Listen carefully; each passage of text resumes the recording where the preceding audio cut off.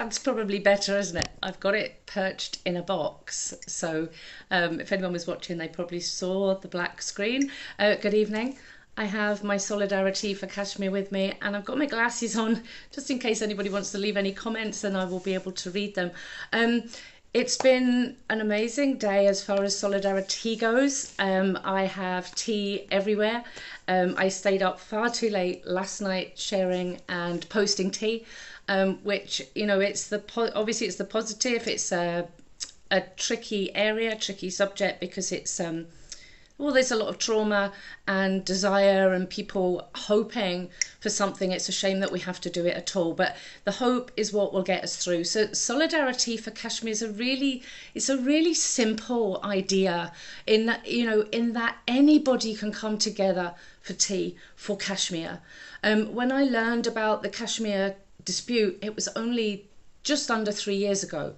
And what alarmed me was it was when India went in and revoked Article 370 35A, and I heard from a friend that he couldn't contact his family, and his distress alone was enough to alert me to it.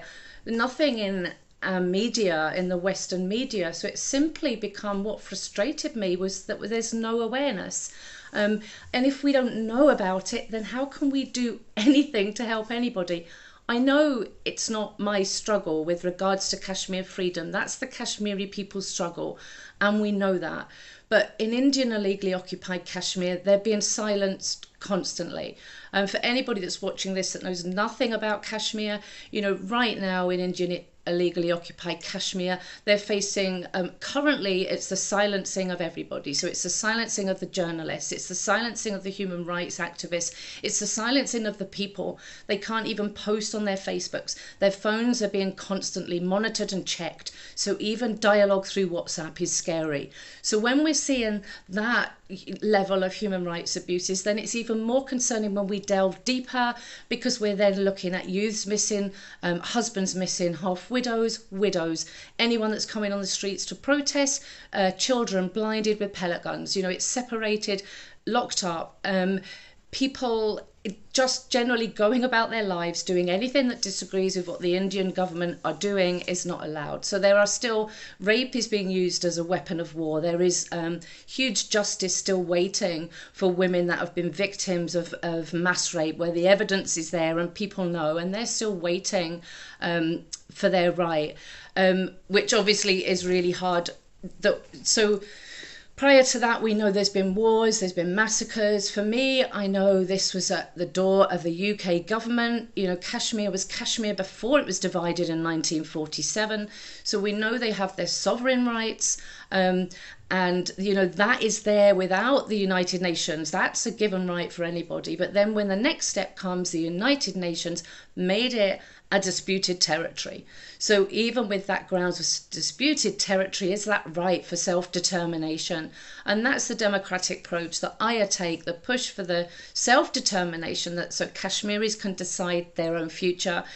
For the cup of tea, anybody can have tea regardless of your ideology. If you want to, you know, to be Pakistan, if you want Kashmir to be Pakistan, even if you want Kashmir to be India, you can drink tea to raise the awareness of the human rights abuses. Equally, if you want independence and freedom for Kashmir, you can also raise your cup. I've been delighted because so many people this month in particular, you know, it's not my campaign, it's everybody's campaign, it's humanity's campaign, it's Kashmiri's campaign, it's people in the international community that want to make a difference. It's their campaign. If I decided tomorrow that I was, you know, going to sleep for 50 years, hopefully the campaign would run, people would continue it. So it's not my campaign, it's ours, working forward. So, you know, we always say there's more good people in the world than bad. And fundamentally is what's happening is it's at our world leaders and our governments level that it's out of our hand. So our aim by raising the awareness amongst the people, which is what your cup of tea will do, to reach more, is that we can put pressure, we can gather together, put pressure on our governments to make the necessary steps that we need to make. Recently, somebody was urging United Nations to have a plebiscite administer.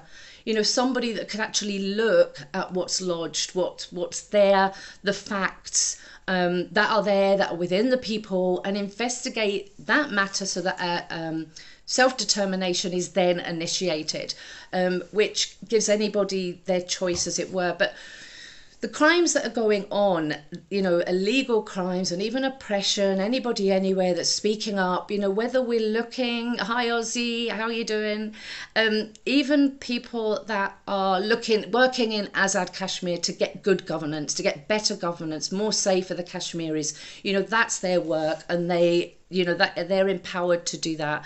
Within Indian occupied Kashmir, we know on the whole that it is silence. There could be things going on that we don't know that are happening, because nothing's coming out. We know there are fake encounters trying to silence the truth.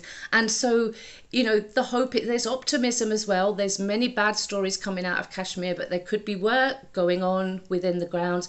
And as somebody staying there, it's just, give Kashmiris their rights. Ahmed Ali, you're right. It's that simple.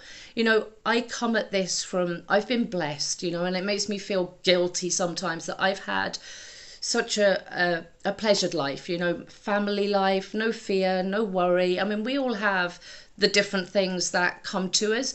If you want no India and no Pakistan, that is exactly, it's Kashmiri's land. You pick up your cup of tea and raise your voice so that people hear. And this is kind of like, it's a platform really that anybody can join, any humanity, for Kashmiri's freedom, for Kashmiri's rights. I'm very well, thank you. Oh no, Ozzy, are you still fasting? I was hoping that this was iftar in the UK. I know that there's still fasting in Australia, I think, so America, so apologies for that. I don't think I've even drunk any. Well, actually, I haven't drunk any yet, but I have got some in here. So today, I end up, when I'm talking to myself, I'm not really quite sure what I'm going to say next. The Let Kashmir Decide Global Coalition, we have a mandate. So there's different sections to it. The Solidarity is our campaign to raise awareness. But we have a global coalition that's a mandate, a human rights mandate, which everybody could stand behind. Anyone that's democratic, anybody that cares about humanity. So this can be anybody in every country. We've said before, we're not anti-Pakistan, we're not anti-India, we're not anti-anybody, we're just anti-policies that create awful situations, and it's that we want to stand about.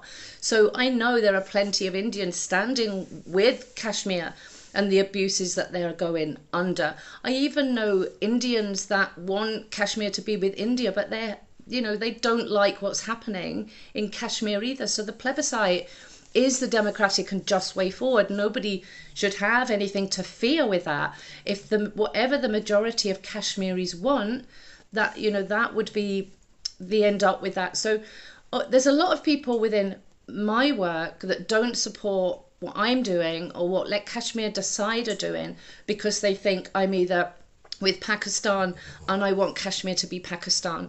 There are some people that don't support Let Kashmir Decide because they think we're just fighting for freedom. And there's some people that just, it's not our business, so they don't join at all. But the fight is for Kashmiri's voice, for humanity's voice, because at the moment, Kashmir isn't known out here. If I walk on the streets of Glasgow, the older generation will generally know Kashmir rugs and shawls from history, from their being in our markets, but the younger generation haven't even heard of the name Kashmir. So us people around the world have got a lot to do so that people know what's happening. And we've seen the way people have raised up in arms about Ukraine, but we also know equally, we want to say, hang on a minute, what about Palestine? What about Syria? What about, Kashmir? These people can't escape. Taking nothing away from the Ukrainian people, we know they're going under, dreadful, traumatic situations. But we know there's also the same here then for Kashmir. And that's what we fundamentally want to stop, is the human rights abuses. The ceasefire line that's there in the middle, thankfully, from what I can tell, has been a little quieter than it had been previously, but it's still dividing the Kashmiris. And like I say, so it's back to the teacup in that it's just simple, a place for us to dialogue. talk with one another, share our ideas. For people, yep, the free Myanmar, and we've got the Rohingyas stuck away from their home, all in their refugee camps. So many promising careers and futures and links taken away from them.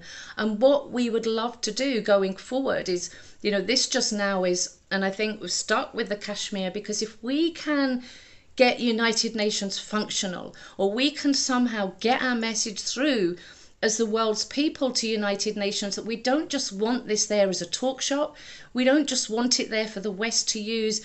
They've got amazing rights and articles and charters, and we want to see them used.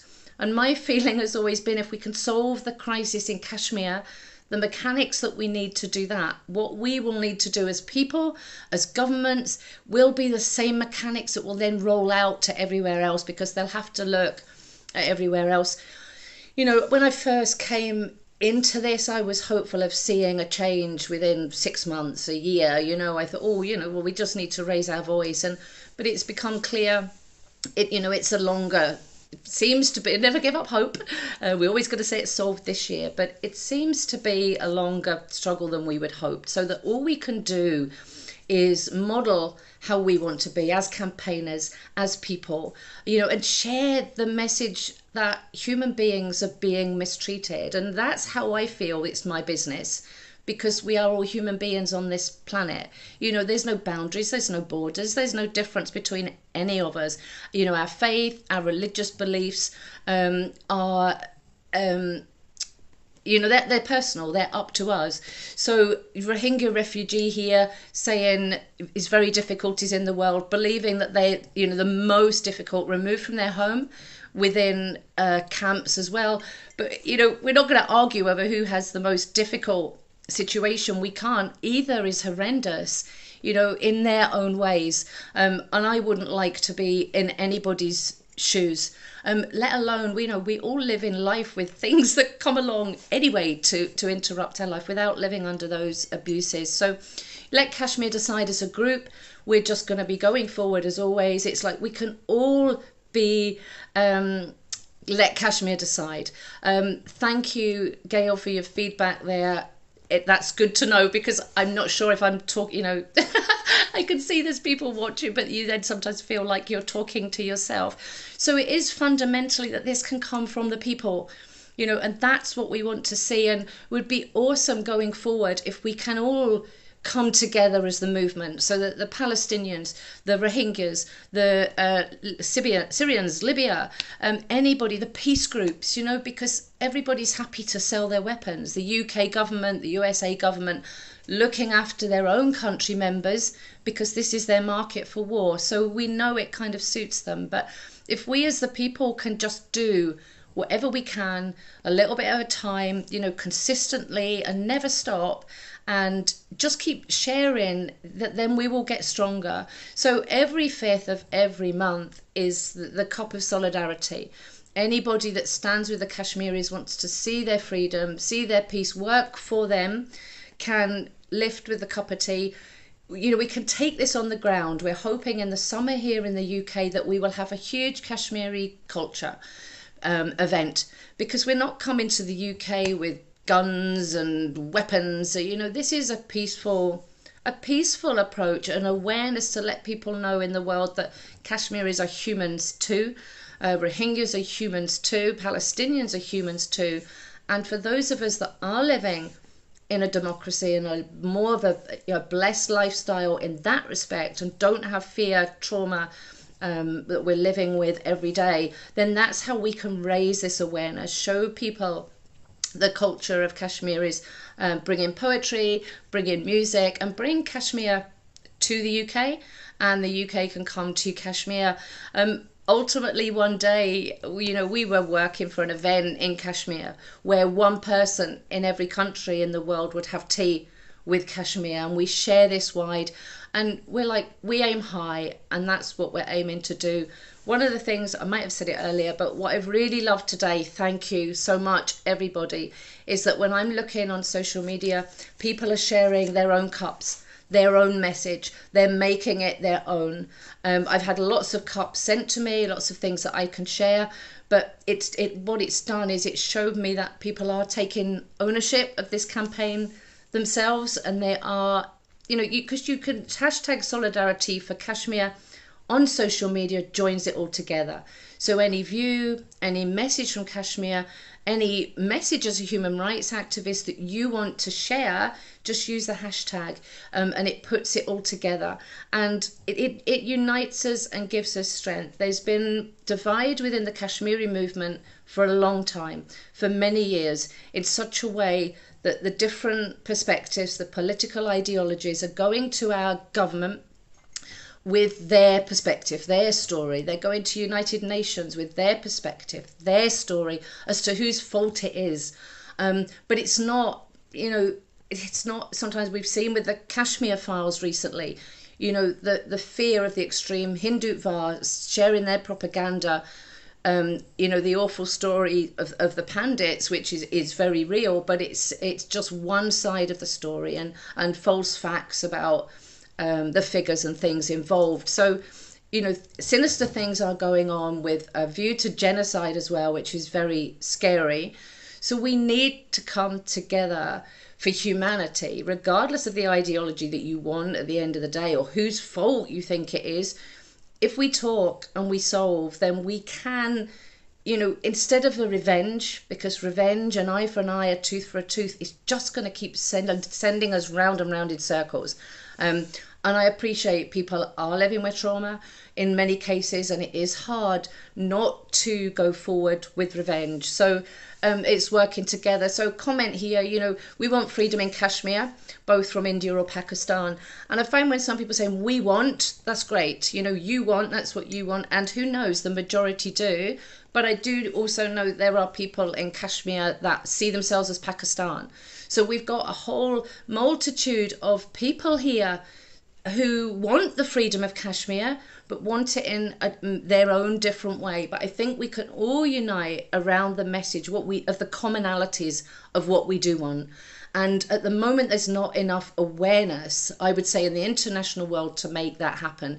India and Pakistan are not having productive meetings for the way forward. As far as I'm aware, India governments have always been notoriously difficult to deal with any situation, and I know that from experience. So when you've got India on a one-tracked vision, that Kashmir is what do they call it, theirs, basically. Kashmir's ours. It's an integral right of India. We have to fight that. We have to fight that thought. So whilst you've got some people in AJK that are fighting for their good governance, and this is because they then want to use that power to get India to not believe their integral rights. The eyes mustn't be taken off what's happening in Indian occupied Jammu Kashmir, because that's where we need it stopped. So the demilitarized, we have to get it demilitarized. Kashmir must be demilitarized. How is it helping anybody having military? It's not helping Pakistan, it's not helping India, because that money is going to weapons that are doing what? Causing more pain.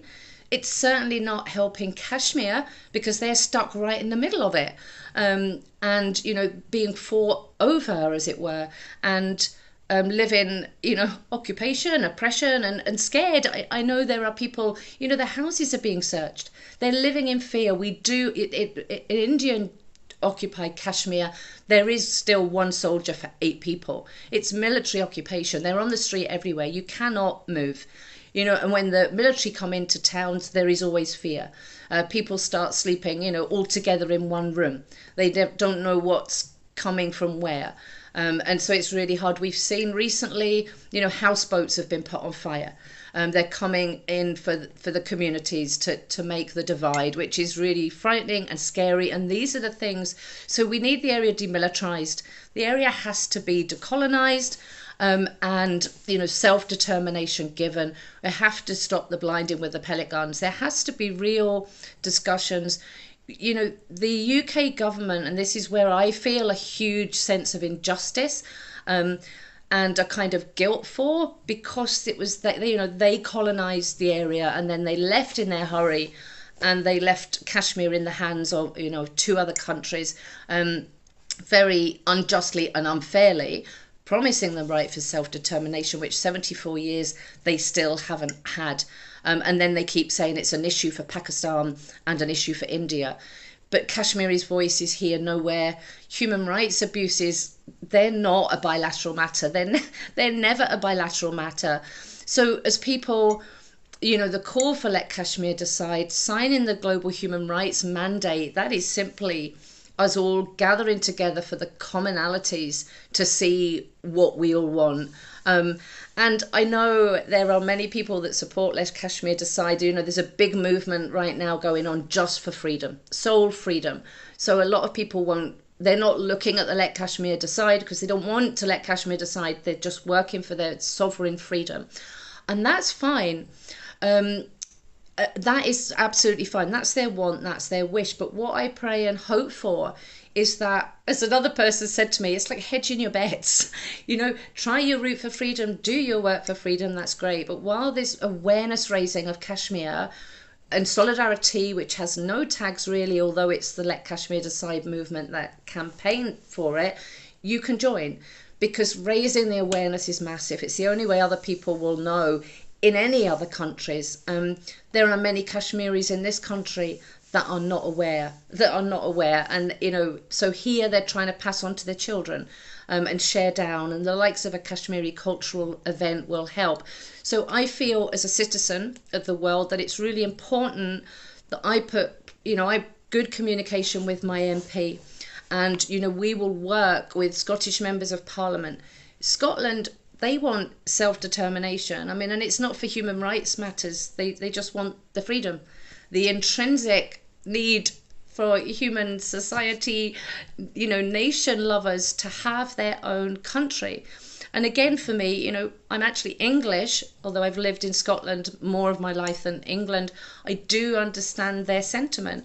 So I think Scotland can be a powerful country in the support for Kashmir. I do believe that, because they are big on their human rights. Scotland's a very caring country and very supportive of all of that. And I know, sadly, of course, we devolve to the UK government, so we are at the hands of Scottish country. We are at the hands of the UK government, still United Kingdom. So we don't have that full control, but we can still have a strong voice. And my MP in Westminster, he's good. So we've got people working at different levels with our MPs, having our events. We're trying to grow the solidarity events for more on-ground events each month, and dividing up our different areas where we can let people know, have events that are coffee mornings, Kashmiri coffee mornings. People can bring along their culture, discuss their love of things, make themselves known, and we can build a movement through that way. And then these things can be shared on social media. So we're doing it at the grassroots level, and we're also doing it on social media. And then the more people that we reach, across the world, that can join and unite together. So it takes me back to, I might have this campaign and this platform, but it's everybody else's movement. It's everybody else's, opportunity to come forward and take that and work with that if it's a useful tool. I will always work to raise awareness amongst the international people, because on a personal level, I was outraged, alarmed, really upset that I didn't know any of this. And it takes us back to the human rights abuses being personal, and unjust and unfair. So that's why I stand. So I have my own, I've often said, people will say to me, how unselfish I am. But actually, I'm selfish because I don't feel good when I see all this. The only way I can make myself feel better is to do something about it. So in the UK, as a citizen, I can do something about that in my country. I can take this to task with my country and say, we need you to go to the United Nations. We need you to urge and demand that this is solved, because you had such a big part in this. So in the UK, it's really important that we do that. And I know that there are people working really hard, and we are doing that. So thank you for the positive comments, because it's keeping me going. I'll try and keep often I can rattle on, especially after so much tea and a busy day today. So we will do our work in the UK. I know there are other people working really hard. You know, it's really positive, because there's stuff obviously that we don't share, but there's a lot of unity and strength coming together and growing. And we support anybody that's doing anything for Kashmir, even if you're not involved with the Solidarity Day and you don't necessarily support Let Kashmir Decide movement. Anybody doing anything, you know, we respect and we applaud, and that's brilliant. So for me, it's just that extra effort whereby, and I know so many people feel the same with me, that we want others to know. We don't want this in our world. We don't want people suffering like this.